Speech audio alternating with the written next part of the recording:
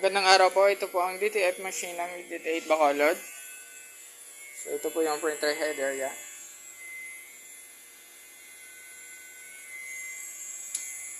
Ito naman po yung capping. Head clean.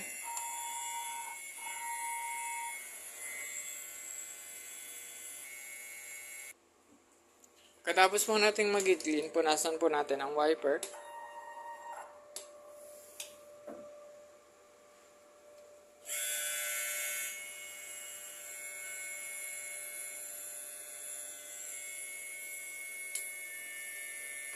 Nozzle check.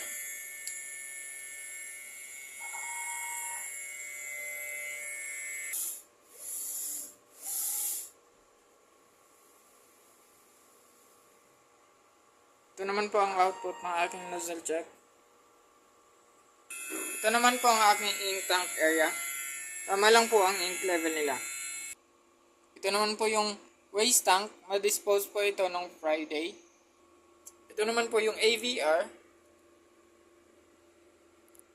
And ito naman po yung ground wire.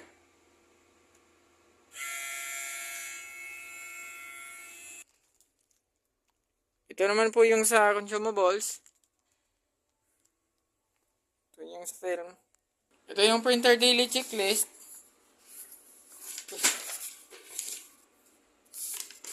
Daily production log. Consumables monitoring.